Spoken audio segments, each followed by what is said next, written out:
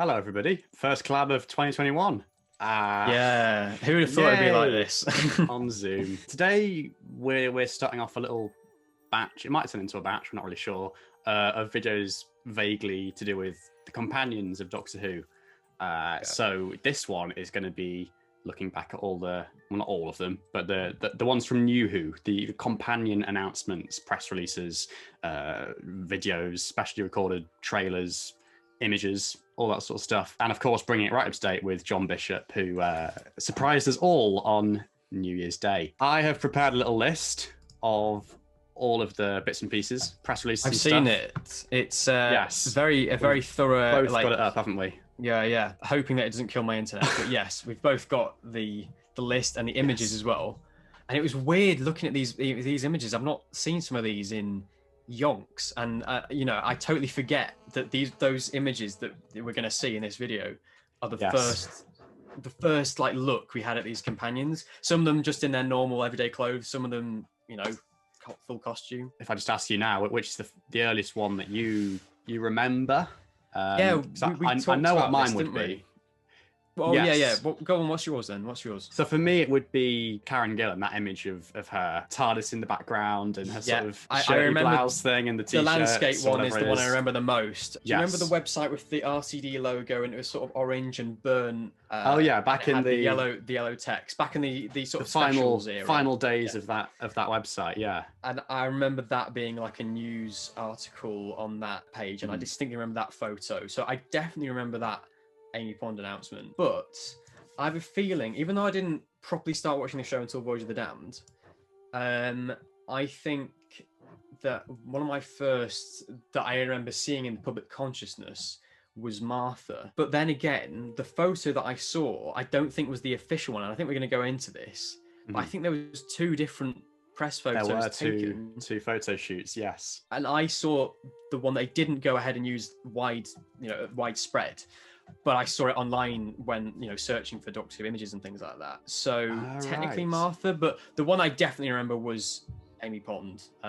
Yes. And then bits about Catherine Tate coming back for Series 4. But yeah, it's interesting. It's a weird trip down memory lane. I think as well, I mean, obviously that's the earliest one I remember, Karen Gillan, but I don't know if you'd agree with me, but I think the Jenna Coleman, or at the time Jenna Louise Coleman announcement is one that kind of sticks in my memory. And we'll get into that as we go along. The Billie Piper one, it's interesting how they call her the new helper, because that term has sort of changed over the years a bit as well. Obviously with the most recent ones, it was like the friends of the 13th Doctor. It's companion anywhere, did they, for Graham Rand and Yaz? Obviously, in the classic series, they were known as the assistants, weren't they? That very much sort of being not derogatory, but kind of like, you're just a bit on the side, just the sort of, yes. The second in command. Whereas companion suggests, these two are both traveling together, and it's not like, oh, this is superior and there's the underling. It's, these two are equals. So it's interesting. And then now it's become friends, because it's just, that's essentially what they are. But I've also got, as well as that, I've got this lovely magazine, which I didn't get at the time. This is actually I think it's from Scott Hancock, actually. He was doing like a thing selling a load of his old merchandise. And I've always wanted this particular magazine, mainly because of the cover. Yeah, so there's some interesting bits in here that sort of from the time when Billie Piper was announced. And one of the interesting things was from a quote from India Fisher, who obviously plays Charlie Pollard in Big Finish, saying that she got a nice email from Russell T Davies when Billie Piper got announced, saying, if it hadn't been for Charlie Pollard, I wouldn't have been able to write a character like Rose, which I thought was extraordinary of him. So that's interesting, isn't it? Yeah, I mean that's really interesting to think that, if anything, from a character perspective, Rose had some influences from Charlie Pollard. Big Finish, yeah. But obviously that's one that we don't remember because 2004. I mean, I wasn't even 4 years old then myself. So yeah, that's a long time ago. And I doubt many people, like the fans who became fans because of the new series, would remember the announcement, because they became aware of Doctor Who from the actual, like, from Rose. So obviously none of the announcements saying, oh, this is the Doctor, this is Rose, this is whatever. Yeah, they would have just started with the episodes themselves, wouldn't they? Yeah, exactly. Absolutely. So I doubt, other than classic series fans, I doubt many people would remember No, that's a good point. Icon. Because I was looking as well in the complete history, which is where on the document I've got here, the information came from well, first of all, she was rumoured for a long time, Billie Piper, I think, and various other people as well, but Billie Piper in particular. Another interesting thing about that was this quote from Russell T Davies from a subsequent interview. The papers were telling us it was going to be Billie Piper before we'd even met her, which is a weird way of it working. It's weird, isn't it? Yeah. I mean, before she'd even auditioned, would that have been then? I'm not fully sure, but yeah, possibly. Yeah, it was a weird one. Magazine. Yeah, and then there's a bit here actually from Andy Pryor saying, with Rose, we didn't set out to go, okay, we've got to have someone with a high profile, a household name. Billie got the job because she did a fantastic audition. Within 10 seconds of her starting to read the first scene, you felt like you want to listen. You want to know who this person is. Anything she'd done before or was supposedly known for went straight over our heads. So that's interesting to know that obviously they apparently didn't consider those sort of things. Of course, because she did like pop star things before, didn't I? Which is insane. That, but yeah. Yeah.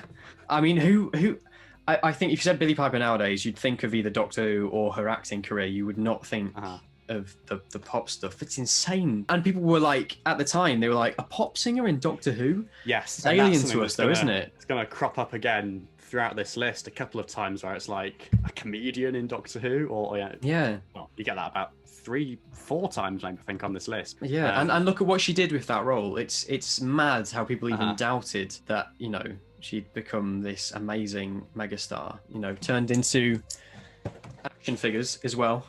It's insane. Yes, I got this recently because I wanted a clean K9, and this is the only way to get it in a cheap way. But imagine that she started off as a pop singer, and now she's more synonymous with Doctor Who, I reckon, than her pop career. I'd personally say. But then again, we're Doctor Who fans, so yeah. So May 2004, that one was, and then next up, Martha Jones, obviously Freema Agyeman. Now Freema was auditioned, I think, 3 times before. Well, she auditioned for 3 roles. She got one of them. Yeah. Adiola, obviously, in Army of Ghosts, and that came in July 2006. And as you say, there were 2 photo shoots for this, I think. I'm assuming the photo on the one on the website. Well, that's the one I recognise. I recognise that horrible shirt that David's wearing. That's the one I definitely saw when searching online. Because apparently the reason was, I'm not quite sure how this would have happened, but in the first photo shoot, David Tennant had a beard, and that was deemed unsuitable. I'm not sure why they would have even bothered to do it if, like, in the first place. But it's BBC, isn't it? It's always last minute. And but yeah, I think that second photo shoot was like the day or 2 days before this, so it was last minute. The new companion in the headline there. So they're already starting to use that term. They are, yes. Freema will be playing a brand new character in series 3, and mentioning Adiola, obviously. So in fact, that's the first case, I guess, of what we'd see again with Karen Gillan, of like someone who had been in the show before in a kind of like a bit role, coming back for something a bit more. And the interesting thing when I was looking these up as well is that was the 5th of July 2006, and then the broadcast of Doomsday with Catherine Tate being revealed for the first time was the 8th of July. So even though you would have thought that Catherine Tate would have come first, wouldn't you? Because of those episodes of broadcast. But Martha was first apparently, and it's kind of mad to think that those 2 are in the space of 3 days. I mean, I guess as well then, because Army of Ghosts was the 1st of July that year, I think. So she would have. It was mid 2006, wasn't it? Yeah. Just been on telly, and then 4 days later, we got this. So that must have raised some questions among the nerdier fans about how that's going to work. Obviously, I became a fan around Voyage of the Damned. People were saying Donna's the new companion after this, and I was like, but she was in a Christmas special, wasn't she? Yes. That doesn't make any sense. Obviously now it's just the character comes back, but I don't remember any like actual seeking out of announcements at this point, with Freema or with Catherine Tate. No. I mean, I can't even think of whether I would have heard the announcements about Catherine Tate. I mean, it's so long ago, but I reckon that sort of sunk in through osmosis. It says that one was then the 4th of July 2007. So obviously when she was revealed for the first time, that was on screen in End of Doomsday, which is, again, that's like a a first, isn't it? I mean, we've had that again, sort of with Bill a little bit, and then with John Bishop, obviously that was like exactly the same thing, where end of a special episode, well, end of an episode, and then you get bam, new companion out of nowhere. Viewers can expect more ambitious storylines and a whole host of guest stars in 2008. I'm delighted to be returning as Doctor Who. I had a blast last Christmas and look forward to travelling again through time and space with that nice man from Gallifrey. Oh yeah, and guaranteed that someone would have to have told her what Gallifrey was. Being God, right at the bottom of that press release, it mentions how something I read in the Complete History when I was looking this afternoon, how Kylie Minogue had been announced the day before that, I think. So that was again time as well. Yeah. I think I remember reading that in the Writer's Tale, actually, of all these different announcements, and they couldn't quite keep up with things being leaked, and also because Doctor Who got so big at that time that the press would find the story before you even did a release. So Runaway Bride had already started filming by that point, I think, hadn't it? And I don't know if you heard as well, so the scene on top of that building that kind of overlooks St. Paul's and after stuff. the chase. Yeah, that was filmed before Doomsday was broadcast. So like they had to kind of keep her of course. I mean, her first scene would have been the Doomsday TARDIS scene, though. Am I right? The first one that she filmed. Yeah. In because I remember them saying that it was like a closed set for that. It was just Graham Harper and a few other people. They had to keep it really secret, and then I got that bit of information from the commentary for that episode, which I watched over Christmas, and then it was like after the broadcast of Doomsday, and they're in Cardiff, and it was all being watched. Like there's a bit with the banknotes, they were filming that, and that's like once the news was out into the open that she was going to be in it. So it was kind of there's two sides of it. One side where they had to keep it really hushed, one side where everybody was watching. But we know exactly what time of year it was when they filmed that episode, because it's boiling hot summer, so there's no question for like whether was it in November, dates. was it in January? No, it was in the height of summer when they were just boiling, totally. Yeah, we've kind of got up to date now, as it were, with the earliest one that we remember. So we've kind of got through those earliest ones best we can. But now Amy Pond, obviously Karen Gillan, is the first one, as we said, that we both remember. I reckon I'll have my Doctor Who Adventures cover, which announced her as the new companion. Oh gosh, yes. There's definitely going through my Doctor Who Adventures last year, and that rings a bell now. That we cover with her. Oh god, I'm desperate to try and find. Literally, give me 20 seconds, and if I haven't got it by then, I'm not going to bother. But I mean, to be honest, I'll do it with you as well. Let's see if we can do a competition. Who can find it quicker?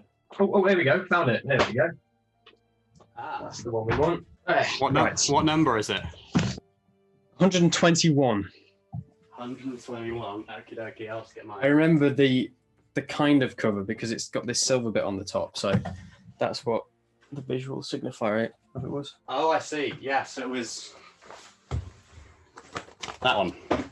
There we go, everyone. This is the one, because I remember it had this shiny bit on the top. There she is on the cover there, which is weird seeing her next to that logo. That's just wrong in my eyes.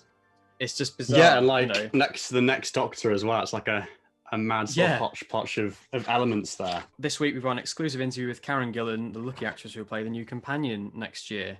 I got off the phone and started shrieking, apparently.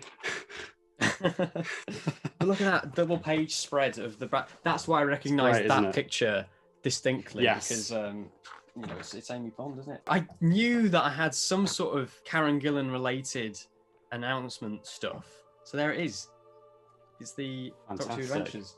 That's how we got all our info back in the day. Not all this Doctor Who magazine nonsense. No, but there would have been a cover from Doctor Who magazine as well. I think I can picture it of the same photo. Richard will put that in now in the lovely edit that he's going to do. But yeah, no, I'm glad we found that, because that was distinctly the buzz I got around Karen Gillan. Like I said, I remember going on the website and seeing that news article on the old RTD site. Yeah, it's a very distinctive image, and like I don't know how much of that image is Photoshop. The TARDIS definitely, I would say, and then I guess all of it, to be honest. I don't know, but like I reckon it would have been on top of a car park somewhere, because that's that weird thing for a lot of them in that era.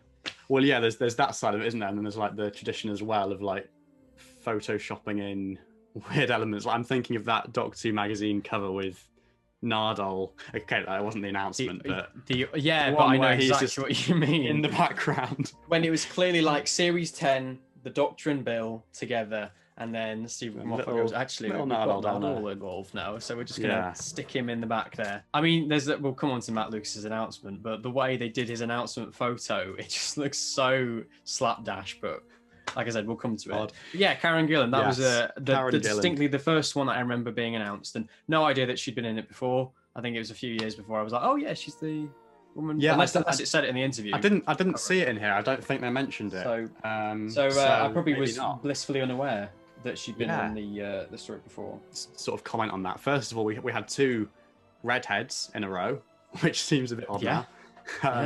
Just complete coincidence. And then I was picking up as well that she was 21 years old at that time. I think Billie Piper was as well at the time of her announcements. It's interesting to sort of think about those as we go along as well, and compare. And a Scottish companion as well. I'm trying to think. There was Jamie in the past, wasn't there? Anyone else? Obviously, we've got to think of the iconic. I think it's just those 2, isn't it? Yeah, but the first legitimate Scot. I mean, other than the Doctor, but because Fraser Hines is obviously Gloucester. British. Yes. From Ledworth. Bit of a compromise, but yes. So that's Karen Gillan, and that was the 29th of May 2009. So in the middle of specials here. Now, we didn't have a Rory announcement, did we? Because Arthur Darvill was just a character that was in 11th Hour. Yeah. And we just sort of thought, oh, he's the boyfriend, the fiance, and then gradually over the course of that series, a bit like Mickey, became this recurring element until he just suddenly was a member. Really, really weird case. Like we look back at Nardole now and kind of go, oh, he was just in one episode. Now he's suddenly a massive companion. But with Rory, he kind of slipped under the radar. Like at no point was it ever announced really that he was gonna. Yeah. I mean, I guess if we'd been like our age at the time, we might have like looked on forums and stuff. The information might have been there, but as kids, I had no clue what was going on there. And I guess not until the Vampires of Venice and then the Silurian two-parter where he dies, and it's just like, what the hell is going on here? I guess he's a companion now, but oh no, he's gone. The first time his name was in the titles, I think, would have been Christmas Carol. I think. Yeah, for sure. Which again is mad. So he very much slipped under the radar, Rory. No official announcement for him. But who followed that? It would have been Clara. Clara Oswald. And as I was saying, at least, definitely from speaking for myself, that this is one which, is very memorable for me. I mean, for sure, that portrait image of her in that jumper with the TARDIS in the background. Snap. This is the image you're talking about, the one with this weird. From the same photo shoot, but this is like a variant of it. I mean, that one to some extent as well, but that one which was everywhere. See, I don't know. Maybe it's because I'm more familiar with just it being on the front of the cover. Is that the one? I remember that one more. Yeah, for some interesting. reason. I don't know if I've seen that one before. Wow. But I guess everyone sort of sees different pictures. I mean, maybe this was the first one I saw. Who knows?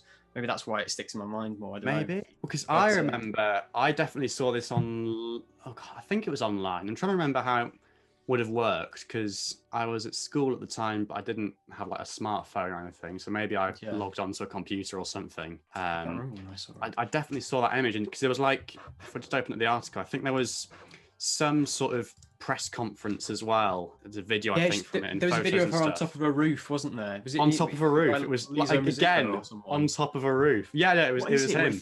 Tonto and roofs in this period of history. And there's like a video there as well where he's talking to camera and she's just like there in the background. As a prop. I mean, then they interview. They were always the interviews when they announce various elements. It's so awkward, isn't it? Weird. And I remember Matt Smith's first interview. When he's still in that black jumper and the blazer that's sort of so iconic from his shoot, and he's just like, I haven't slept at all. It's his hair's everywhere, and his hair's massive. Weird background that's like orange and red and brown, and it looks like he's in some sort of Sherlock set for some reason. But it's bizarre seeing all these interviews and things, and the locations they choose. Here's the big.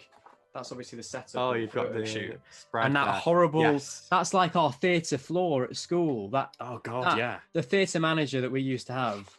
He would be flipping his lid at that. That's awful. There's some really dodgy marks there. So I don't know where they dragged Jenna in for that photo shoot. But I'm guessing I was always very studios or something. But I was always very glad to have this issue because I sort of thought this is a piece of history. This is a companion. thing. I mean, because we were discussing this, weren't we? And we couldn't think of any instance of this being done more recently, strangely enough, could we? There wasn't like, because obviously Doctor Who magazine announced the companions as they were announced, but there was no kind of cover like they that. are. We've had This is the big, Doctors, but not with more recent companions, which is a shame.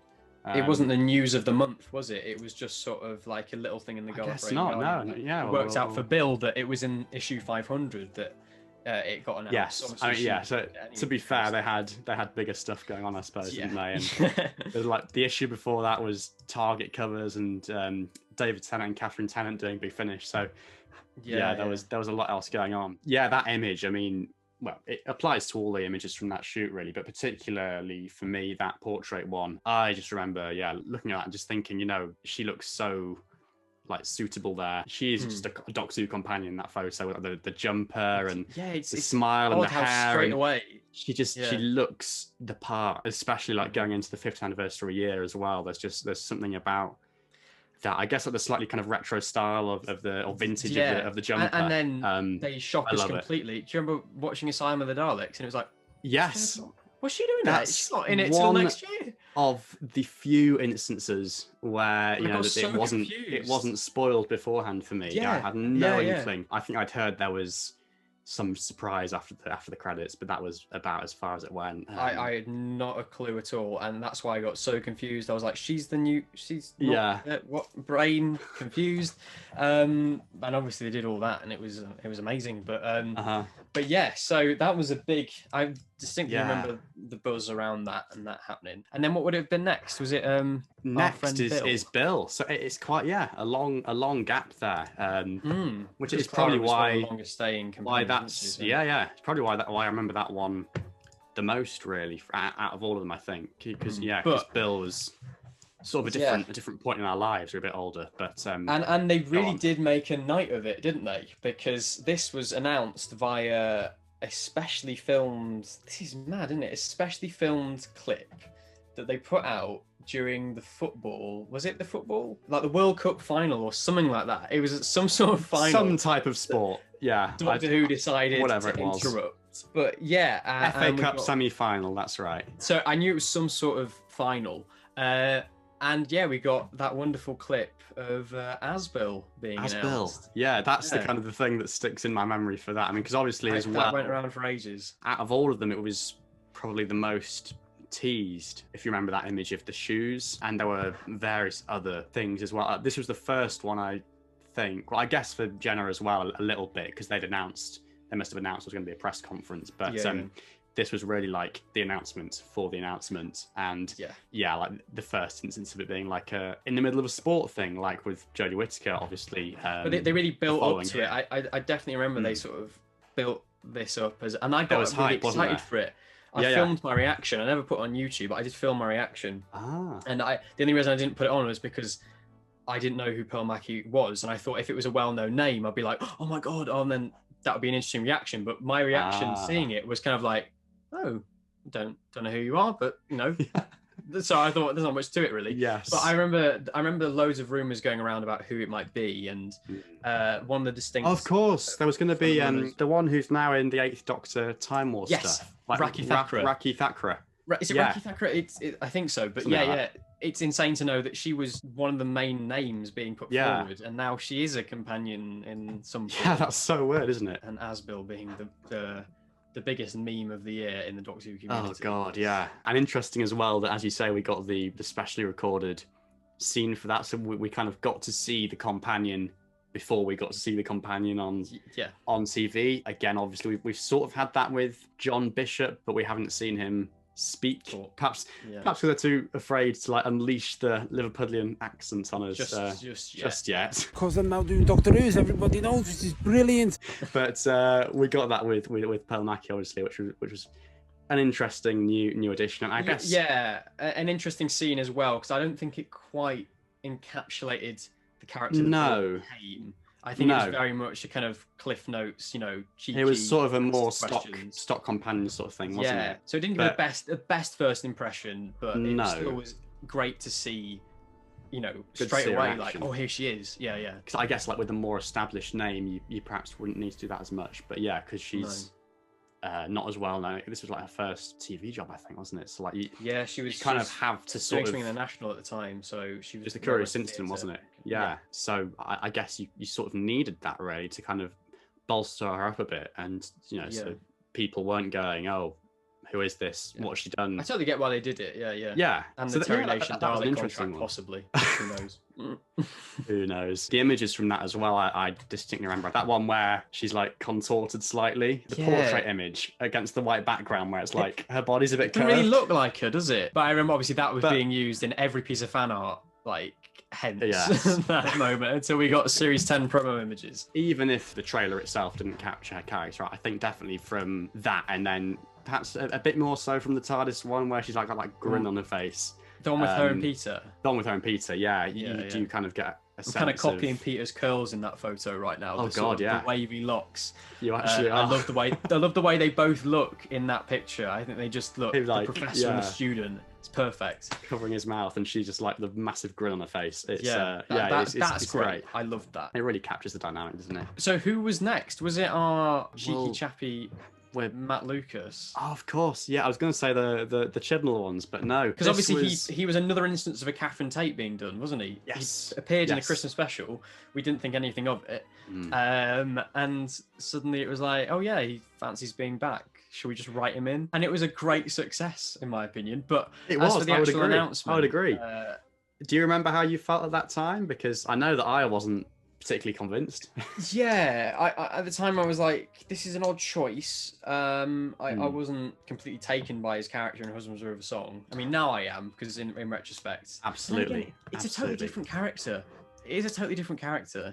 If you look on the links there, if you remember that image, Matt Lucas returns, and it's like a promo shot from Husbands of River Song. That is so different to the Nardole we ended up with. Obviously, he wore glasses a bit more, and he didn't wear the hat as much. Like he was bald most of the time, wasn't he? You did wear it in Eaters of Light, isn't he? I'm trying to think of. And Lie the Land, I think he wears it. And in a different colour, though. Dr. Falls as well. Yeah, all different hats. Of course. Yeah. And he got his more sort of tweedy, duffly, or whatever that coat was in Dr. Falls. They kind of developed it. He evolved a bit, didn't he? Not just in terms of the character, but in terms of the look. Yeah. So put it this way: if we had Husbands of River Song, Nardole through Series 10, I don't think it would have been a success. But they took that character and developed him and made him it was a different character in a lot of the sense. At the time I remember that being announced and I was very unsure. It was just really confusing at the time. It was a confusing choice. It came out of nowhere. Like, I remember seeing it on my phone at school sort of like halfway through the day and just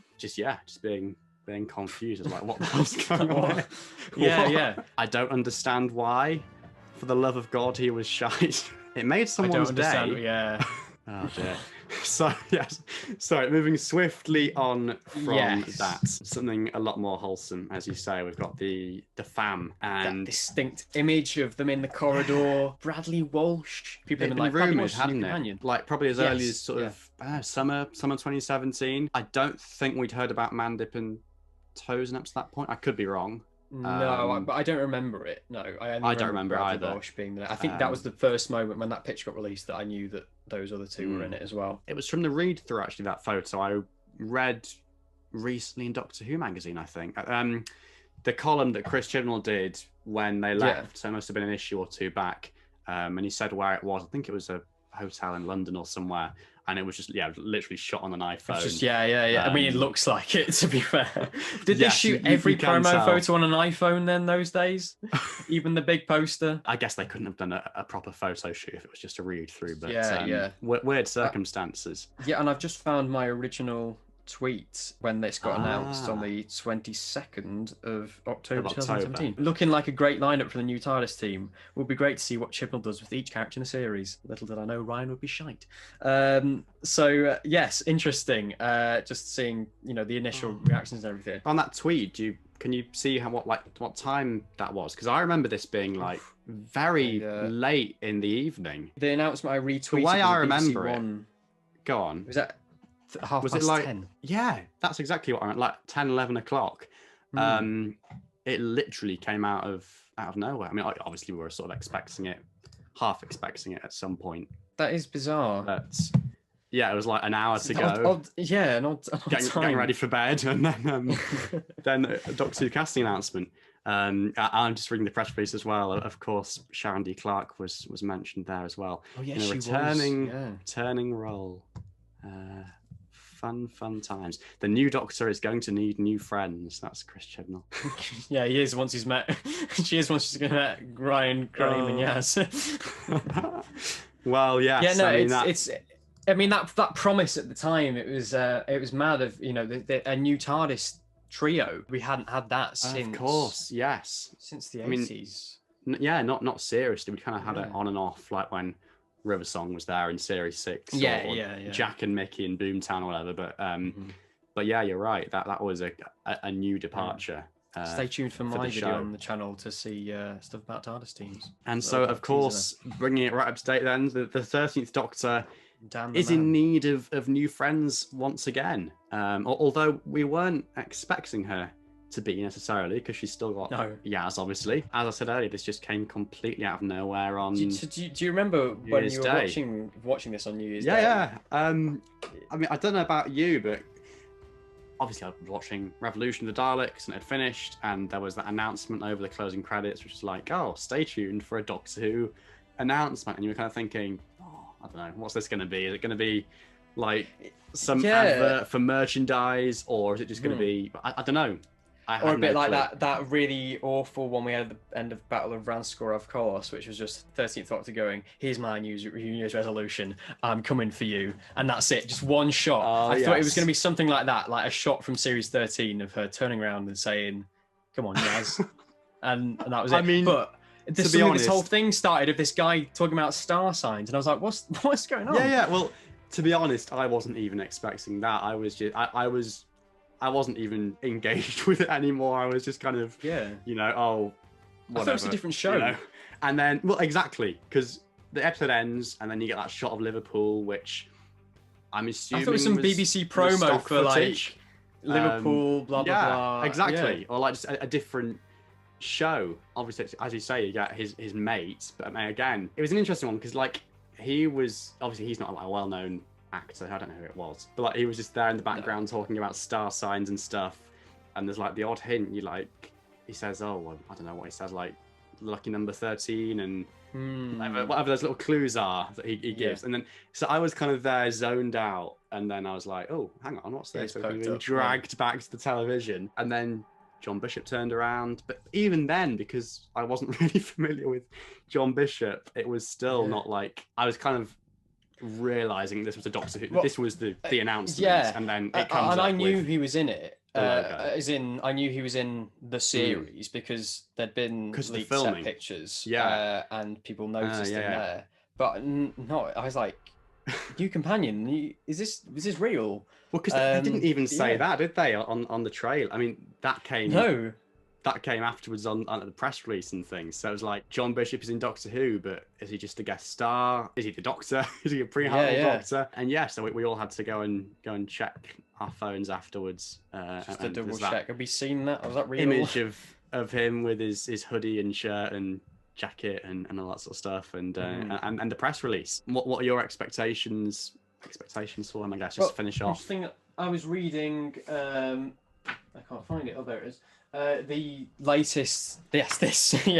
Now I don't know John Bishop's work very well than these stand-up comedy, but he's apparently been in some the odd film, like a Ken Loach film called Root Irish, which gives me a bit of hope that he'll be another sort of Bradley Walsh situation of there is more to this guy than just his stand-up comedy. I'm interested. I can't make any judgment, because what we've seen him do is turn around and then seen a few flashes of him looking shocked in various places. I have no idea what to expect, but I'm excited to see what's going to happen.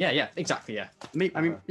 Exactly. Me too, really. And I liked the way it was done. Like looking back now, because I've been rewatching some of the series 7 stuff recently, and I'm thinking in particular of Pond Life. If you remember the second episode of Pond Life, where Matt Smith goes into Amy and Rory's bedroom, and there's like some weird flash forwards to the dinosaurs in a spaceship. He's like, the world's ending, and they're like, It kind of reminds me of that in a sense, because we've like got these glimpses of Random Dan. stuff. Yeah. Well, Yeah, it's specifically him, isn't it? Yeah. We don't know if they're all from the same episode or not, or Yeah. where he is or whatever. It's like it's really. Surely like they haven't kind filmed that many episodes yet. No, I would have Maybe thought they're in the they're second kind block of filming now. because they've only got 8 episodes overall. I don't know if they've True, bunched yeah. more of them together into block. I don't know how it's True. working, but yeah, that's interesting. I mean, I guess as you say, they're probably making it look as though they've got more footage of him than they actually have. But nevertheless, it's kind of fun to look at those shots and speculate, and it's like, what's he up to? Like freeze frame, how did he get here? All that sort of stuff. It's an interesting way of doing it. Yeah, sort of similar to Bill again, but you don't see him talk. You don't see him do. Well, you see him like put his tools away in his van. That's something that I've not thought about until you've just said that now, because you said similar to Bill. Do you think this is going to be a scene from the episode, or do you think they specially filmed this? Because why the hell would there be a shot in the episode of John Bishop going and turning around for no reason? So, because that other than to go, look, it's John Bishop. There's no reason to have that shot in there. I hadn't thought of that. I mean, and it's all one shot, isn't it? It's not like they cut away to the shot of him turning around, as far as I'm aware. Now you say it. Camera movement. I think it might be. So maybe Chibnall wrote a little thing. He was like, "I'll write about a star sign thing, and we can just get John turn around on the spot." I mean, the weird thing would be like if some of the information from that clip like ended up becoming really crucial to like the story arc, like Dan's star sign. I don't know about you as well, but like I look at the photos of him, I just think of him in my head, and I don't think of him as Dan yet. I just think of him as John Bishop. Yeah, exactly. But then again, we'd think the exact same of a lot of the other companions. Until we actually see them in action and we've got to know them, they are just a face, aren't they? So it's interesting. I'm very excited. Absolutely. Absolutely. So that just brings us to close, I think. Yes. Yeah, with John Bishop as Dan. Please do post your thoughts on all of these companion announcements in the comments below. Let us know which ones you remember, and if you're excited for John Bishop and all that sort of stuff. We are recording some more of these now, at least one more, aren't we? At least one more, yeah. I mean, we ended up talking more about this than I think we anticipated. I don't know how long we've been talking, but I haven't kept track, no. No. So, and just fingers crossed it's actually recorded as well. But yeah, we'll see how we go, and there'll definitely be more stuff throughout the year as well, I thought. So, Bye. Bye.